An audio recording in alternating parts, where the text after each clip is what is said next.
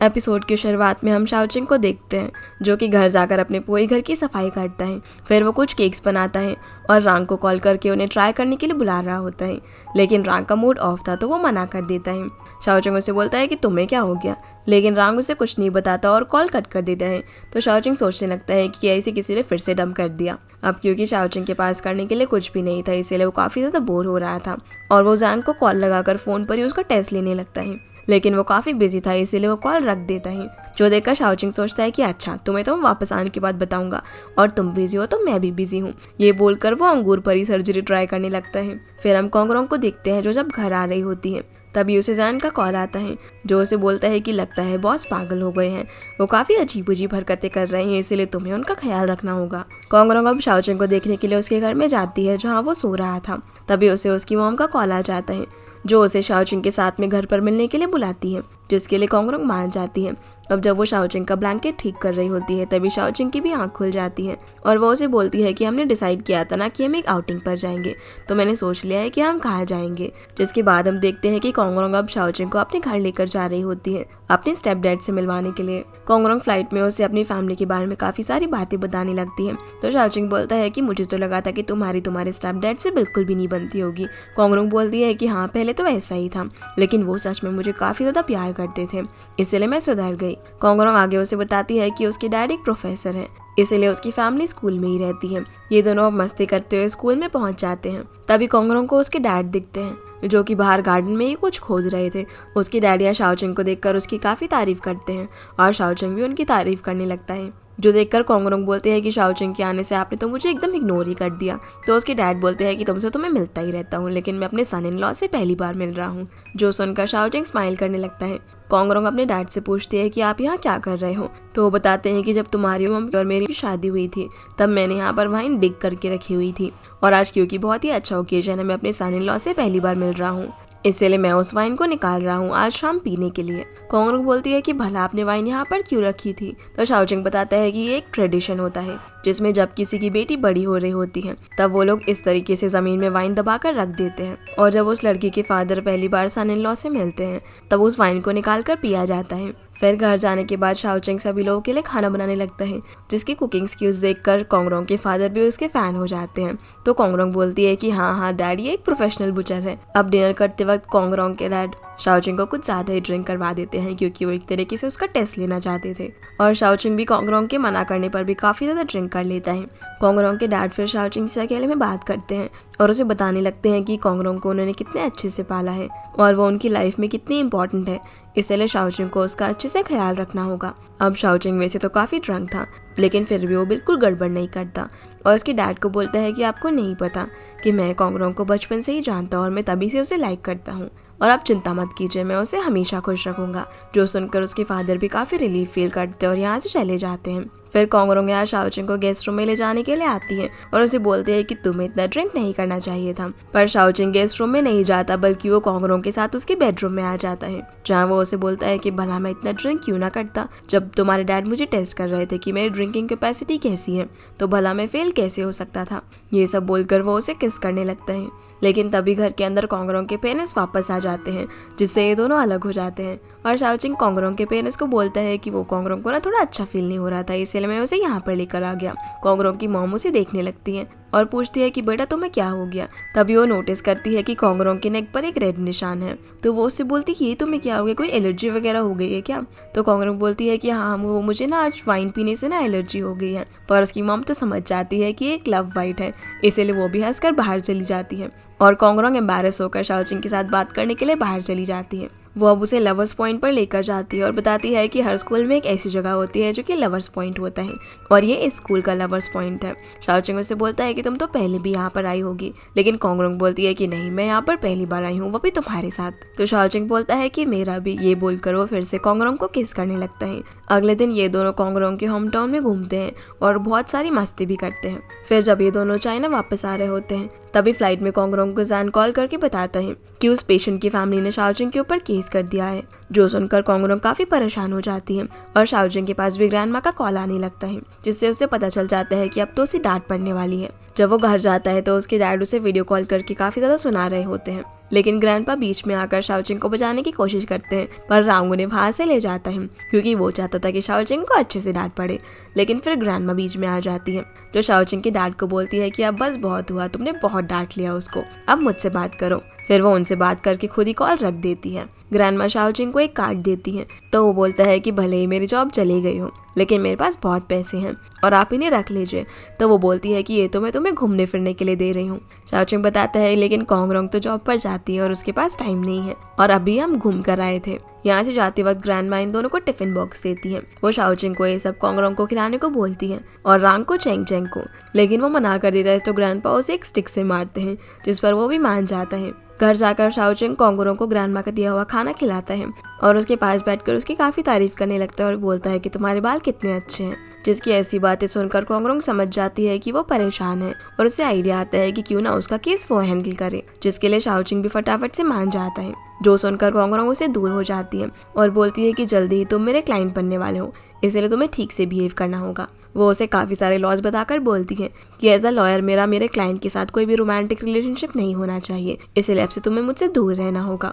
जो सारी बातें सुनकर कुछ देर के लिए तो शाओजिंग हैरान रह जाता है कि ये सब ये क्या बोल रही है, लेकिन तभी उसे रियलाइज हो जाता है कि वो उसे सिर्फ मजाक कर रही है। तभी शाओजिंग के पास जैंग का कॉल आता है, जो उसे बताता है कि आपके केस के लिए हॉस्पिटल के अंदर मीटिंग हुई थी, आप जब भी फ्री हो हॉस्पिटल आकर डिटेल्स के बारे में जान लेना। जो सुनकर शाओजिंग मान जाता है और उसे इस तरह परेशान देखकर कोंगरोंग उसके पास आकर उसे कंफर्ट करती है और बोलती है कि तुम चिंता मत करो, कल मैं ऑफिस जाकर शेंगवान से तुम्हारे केस के बारे में बात करूंगी। अगले दिन कोंगरोंग ऑफिस जाकर शेंगवान से शाओजिंग का केस लेने की रिक्वेस्ट करती है, लेकिन वो मना कर देता है क्योंकि उसने मेडिकल डिस्प्यूट का केस आज तक नहीं लड़ा था और उसके पास ऑलरेडी काफी सारे केसेस पेंडिंग थे। लेकिन कोंगरोंग फिर भी इससे रिक्वेस्ट करने लगती है, तो शेंगवान उसे बोल देता है कि ये तुम्हारा पर्सनल केस है, इसलिए तुम मुझसे इतनी ज्यादा रिक्वेस्ट कर रही हो और ऑनलाइन लोन वाला केस भी जल्दी ही ओपन होने वाला है, तो उस पर ध्यान दो। ये बोलकर वो अपने कैबिन में चला जाता है, पर वहाँ जाकर वो उसे सोचने लगता है कि शायद उसने उसे कुछ ज्यादा ही बोल दिया, इसलिए वो उसे अपने कैबिन में बुलाता है, जहाँ कोंगरोंग शेंगवान से माफी मांगती है कि मैंने अपने पर्सनल पर्पस के लिए आपको ट्रबल किया।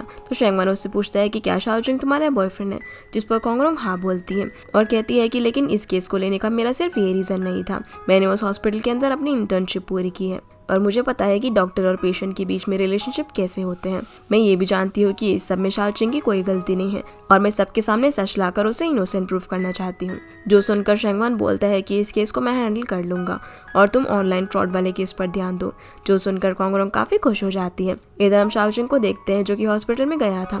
डायरेक्टर उसे बताते हैं कि उस पेशेंट की फैमिली ने हॉस्पिटल और तुम्हें दोनों को ही सू किया है और तुम्हारे सस्पेंशन को हमने थोड़ा टाइम के लिए और एक्सपेंड कर दिया है। ये सब तुम्हारे लिए काफी डिफिकल्ट होने वाला है।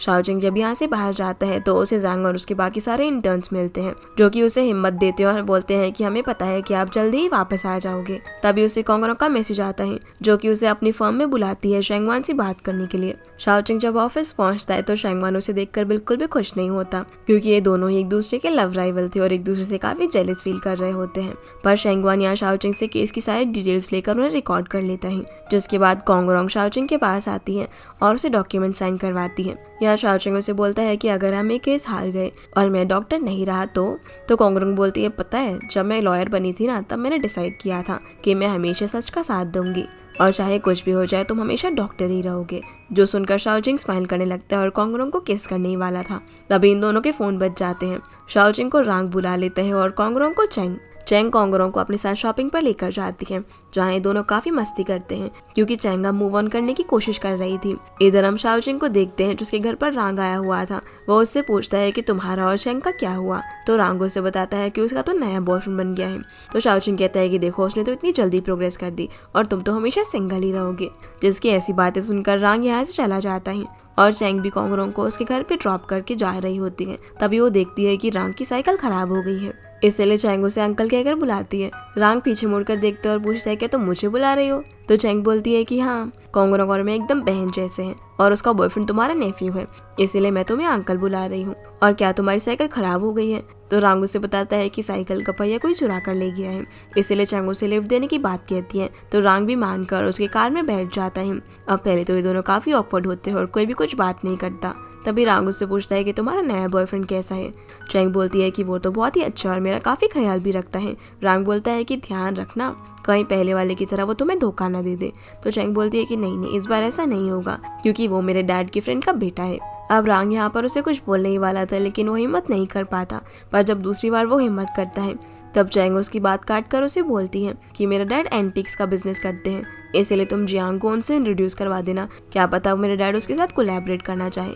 जो सुनकर रांग को गुस्सा आ जाता है और वो उसे गाड़ी रोकने का बोलकर कार से उतर जाता है। अब ये पैदल ही घर पहुंचता है, जहां वो देखता है कि चैंग की शॉप में काम चल रहा है और उसने ये जगह किसी को रेंट पर दे दी है, जिसके शोर से वो काफी परेशान हो रहा होता है। अब जब वो दुखी होकर अपने रूम के अंदर बैठा होता है, तभी जिस पर्सन ने वो शॉप रेंट पर ली थी वो उस दरवाजे को खोलता है जो कि चैंग और रांग की शॉप के बीच में था। वो पर्सन यहाँ पर दीवार लगाने वाला था, लेकिन रांग उसे ऐसा करने से मना करता है, जिस वजह से इन दोनों की बहस हो जाती है और वो पर्सन रांग को धक्का दे देता है, जिस वजह से उसका शेल्फ नीचे गिरता है और जो गिफ्ट उसने चैंग के लिए लिया था वो नीचे गिरकर टूट जाता है। तो रांग भी उसे पीटने लगता है। फिर हम चैंग को देखते हैं जो कि एक जगह बैठकर काफी सैड होकर ड्रिंक कर रही थी। तभी उसे उस पर्सन का कॉल आता है जिसने कि उसकी शॉप को रेंट पर लिया था, और वो बोलता है कि तुम्हारा पड़ोसी तो एकदम पागल है, वो हमें यहाँ पर काम नहीं करने दे रहा है, इसीलिए तुम आकर ये सब सेटल करो। चैंग जैसे ही अपनी रेस्टोरेंट के बाहर पहुंचती है तो वो रांग को बाहर बैठा हुआ देखती है जिसको चोट लगी हुई थी। वो उससे नई शॉप वाले बंदे के बारे में पूछती है तो वो बोलता है कि वो तो हॉस्पिटल गया है अपना इलाज करवाने के लिए।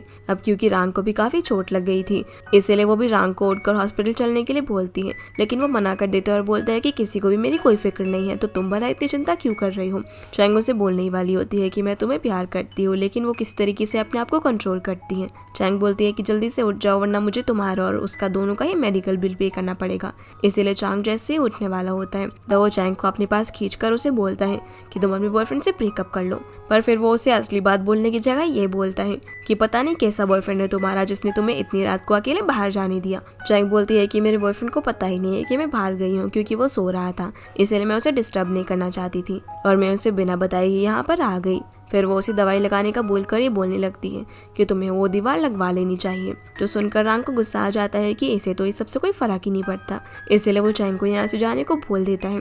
पर उसके जाते ही वो फिर से काफी सैड हो जाता है। अगले दिन हम कोंगरोंग को देखते हैं जो कि उस पेशेंट की फैमिली से मिलती है और यहाँ शेंगवान भी उनसे बात करने के लिए आया हुआ था। वो लोग अपना केस ड्रॉप करने के लिए तो मान जाते हैं, लेकिन इसके बदले में वो शाओचिंग से काफी सारे कंपनसेशन की डिमांड करते हैं। कोंगरोंग बोलती है कि तुम लोगों को कोई भी कंपनसेशन नहीं मिलेगा क्योंकि तुम लोगों ने ही पहले फाइट स्टार्ट की थी, लेकिन वो लोग फिर भी नहीं मान रहे होते। तो शेंगवान बोलता है कि आप लोगों से तो हम कोर्ट में ही निपटेंगे। ये बोलकर वो दूसरे क्लाइंट से मिलने के लिए चले जाता है और जैसे ही कोंगरोंग भी यहाँ से जा रही होती है तो ये लोग उसे रोककर बोलते हैं कि कोंगरोंग तुम तो शाओचिंग के काफ़ी करीब हो, इसलिए तुम्हें उसे ज़रूर से समझाना चाहिए कि थोड़े से पैसों के चक्कर में वो अपना करियर बर्बाद कर लेगा।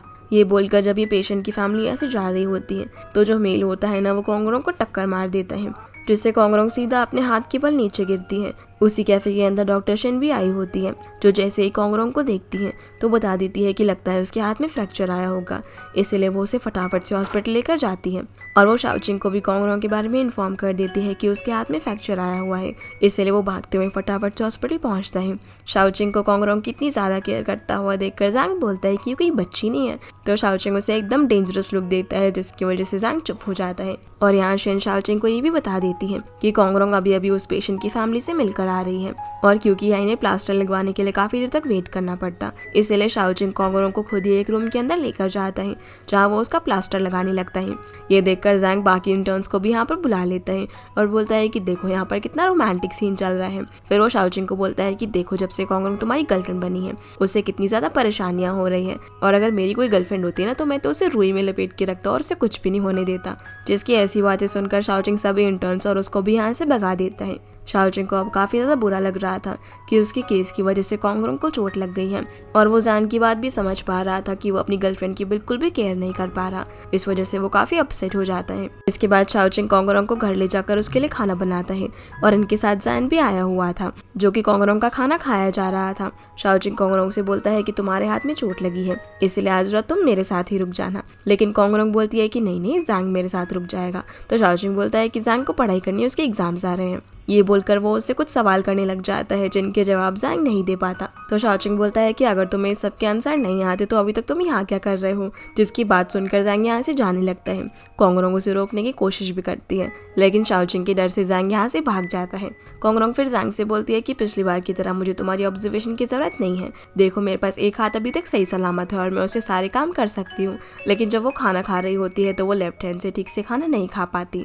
इसलिए शाओचिंग उसकी मदद करने लगता है और अब कोंगरोंग को भी समझ आ जाता है कि उसे शाओचिंग की जरूरत पड़ेगी। फिर जब वो नहाने गई होती है तो काफी मुश्किल से अपने बालों को ठीक करती है और उससे उसके बाथरूम की नॉट भी नहीं बन रही होती। इसलिए वो उसे बिना बांधे ही बाहर आकर चुपके से अपने रूम में जाने लगती है, लेकिन शाओचिंग उसे देख लेता है और उसकी रोप बांधने लगता है, जहाँ वो उसे काफी टाइट से बांध देता है ताकि उसको खोलने के लिए कोंगरोंग को शाओचिंग की जरूरत पड़े। कोंगरोंग अब अपने रूम में जाकर अपने बालों को सुखा रही होती है, तब शाओचिंग उसमें भी उसकी मदद करने के लिए आ जाता है। फिर कोंगरोंग उसे रूम से बाहर निकाल देती है और उसे गेस्ट रूम में सोने को कहती है, लेकिन शाओचिंग कहता है कि वहाँ पर मुझे तुम्हारी आवाज़ नहीं आएगी अगर तुम्हें किसी भी चीज़ की ज़रूरत हुई तो, इसलिए मैं बाहर ही हूँ। अब वो रात में बैठकर लॉ की बुक्स पढ़ रहा होता है, तभी उसे कोंगरोंग के कमरे से कुछ आवाज़ आती है। इसलिए वो अंदर जाकर देखता है जहाँ कोंगरोंग के हाथ में दर्द हो रहा था। इसलिए वो उसे एक पेन किलर लाकर देता है और जब वो पानी को ग्लास में डालकर ठंडा कर रहा था तब उसे इस तरीके से देखकर अपने डैड की याद आ जाती है, क्योंकि उसके डैड भी उसके लिए इस तरीके से ही पानी ठंडा करते थे। जो सुनकर शाओचिंग कहता है कि एक साइकोलॉजिकल थ्योरी है कि जो लड़की अपने पापा के काफ़ी ज़्यादा क्लोज होती है ना, उसे अपना हस्बैंड भी ना उसके पापा जैसा ही मिलता है। जो सुनकर कोंगरोंग बोलती है कि हाँ भला तुमसे शादी कौन करने वाला है। अब शाओचिंग रात में कोंगरोंग के पास ही बैठकर उसे कंफर्ट करता है और अगली सुबह वहाँ पर चैंग आ जाती है, जहाँ वो कोंगरोंग से बोलती है कि क्या तुम और शाओचिंग रात को साथ में थे, क्योंकि जब मैंने तुम्हें कॉल किया था ना तो वो शाओचिंग ने पिक की थी। पर कोंगरोंग उसे बोल देती है जैसा तुम सोच रही हो वैसा कुछ भी नहीं है, हमारे बीच में कुछ भी नहीं हुआ था। फिर वो उसे उसकी नोट खोलने के लिए बोलती है, जिसे जैसे ही चैंग खोलने लगती है तो बोलती है कि ये तो बहुत ही अलग तरीके की नोट है जिसे सिर्फ सर्जन ही बनाते हैं। तो वो सोचने लगती है कि ज़रूर कोंगरोंग को कपड़े शाओचिंग ने पहनाए होंगे, इसलिए वो उसे और ज़्यादा छुड़ाने लगती है। और उसे ये सारी चीज़ें इसलिए पता थी क्योंकि आजकल वो एक ड्रामा देख रही थी जिसमें जो डॉक्टर होता है उसकी वो काफ़ी बड़ी वाली फ़ैन हो जाती है और उसने उसके साथ अपनी एक फ़ोटो एडिट करके भी अपलोड कर दी थी। फिर कोंगरोंग जब नहाकर बाहर आती है तो वो ऑफिस जाने के लिए रेडी होने लगती है, जो देखकर चैंग उसे बोलती है कि तुम्हें चोट लगी है तो तुम्हें आराम करना चाहिए। लेकिन ऑनलाइन फ्रॉड वाले केस की डेट नज़दीक आ रही थी, इसलिए वो छुट्टी नहीं लेना चाहती थी। और वो जैसे कि अपने प्लास्टर का बैंड उतारती है तो देखती है ये प्लास्टर पे शाओचिंग ने उसकी और अपनी फोटोज बना रखी होती है, इसीलिए उसे वो बैंड पहनकर ही काम पर जाना पड़ता है। इधर हम शाओचिंग को देखते हैं जो किसी काम से हॉस्पिटल गया हुआ था, जहाँ उसकी मुलाकात उसी पेशेंट की फैमिली वालों से हो जाती है और ये इन्हें बाहर बात करने के लिए कैफे में लेके जाता है, जहाँ वो इन्हें कोंगरोंग की रिपोर्ट सिखाकर बोलता है कि तुम्हें जो भी परेशानी है वो मुझसे है, इसलिए इस सब में किसी और को इन्वॉल्व करके उसे हर्ट मत करो। जैसे कि तुम्हारी फैमिली तुम्हारे लिए बहुत ही इंपॉर्टेंट है, वैसे ही मेरी फैमिली में कोंगरोंग भी मेरे लिए काफ़ी इंपॉर्टेंट है। जिसकी ये बातें सुनकर उन लोगों पर भी थोड़ा सा असर हो जाता है। जिसके बाद हम कोंगरोंग को देखते हैं जो कि ऑफिस पहुंच गई थी और जब शेंगवान उसे इस हालत में देखता है तो वो उसे बोल देती है कि कुछ नहीं हुआ, मैं तो सिर्फ सीढ़ियों से गिर गई थी और मैं अब भी काम कर सकती हूँ। शेंगवान उसे बोलता है कि अब से तुम सिर्फ ऑनलाइन फ्रॉड वाले केस पर काम करो और शाओचिंग का केस जिंगजिंग हैंडल कर लेगी। जो सुनकर कोंगरोंग काफ़ी अपसेट हो जाती है और वो जिंगजिंग से जाकर बोलते हैं कि तुम्हें शाओचिंग के केस में जो भी इन्फॉर्मेशन मिले वो प्लीज़ तुम मुझसे शेयर करना। जिंगजिंग तो इस बात से काफ़ी खुश थी कि वो शेंगवान के साथ एक केस में काम करने वाली है, इसीलिए वो कोंगरोंग की बात भी मान जाती है क्योंकि वो उससे इतने अच्छे से बात कर रही थी। फिर हम रांग को देखते हैं जो सोच रहा होता है कि वो चैंग से कैसे बात करें। वो उसे मैसेज तो कर देता है लेकिन फिर वो उसे डिलीट करके ये बोलता है कि ये मैंने गलती से सेंड कर दिया था। तो चैंग उसे कुछ ज़्यादा खास रिप्लाई नहीं देती। तभी वो इंटरनेट पर उसकी एडिट की हुई फोटो देख लेता है जिसमें उसने लिखा हुआ था कि वो जल्दी ही शादी करने वाली है और उस पर शाओचिंग ने भी कमेंट किया था कि तुम दोनों तो बड़े ही अच्छे लग रहे हो। जो देखकर रांग फटाफट से शाओचिंग को कॉल करता है और बोलता है कि तुमने मुझे क्यों नहीं बताया कि चैंग शादी करने वाली है। शाओचिंग बोलता है कि तुम्हें भला इस सबसे क्या फ़र्क पड़ता है, तुम थोड़ी ना उसकी केयर करते हो और मैंने ही इस पर्सन को चैंग से इंट्रोड्यूस करवाया है, वो काफ़ी अच्छा डॉक्टर है। और क्या तुम्हें अब जेलसी हो रही है कि चैंग को कोई अच्छा लड़का मिल गया है। असल में वो ये सारी बातें रांग को प्रोवोक करने के लिए बोल रहा था क्योंकि उसे भी रियलिटी के बारे में पता था। रांग अब अपनी रूम का दरवाज़ा खोलता है जहाँ पर वो पर्सन जिसने चैंग की शॉप रेंट पर ली थी वो दीवार लगा रहा था। तो वो बार बार उस दीवार की ईंटें हटाने लगता है और उसके सामने ऐसा प्रिटेंड करता है जैसे कि वो गे हो। ये सब देखकर वो पर्सन चैंग को यहाँ पर बुला लेता है और बोलता है कि मुझे शॉप रेंट पर नहीं चाहिए, मुझे ऐसा पड़ोसी नहीं चाहिए जो पागल हो, ज़रा एक बार इसकी हरकतें तो देखो।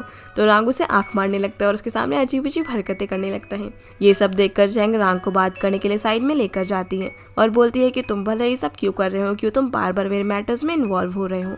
रांग बोलता है मैं तुम्हें काफ़ी मिस कर रहा हूँ। चैंग बोलती है क्या तुमने मुझे इतना बेवकूफ़ समझा है कि मैं तुम्हारी मीठी मीठी बातों में फिर से फंस जाऊंगी। लेकिन रांग बताता है कि इस बार मैं सीरियस हूँ और मैंने सुना है कि तुम शादी कर रही हो।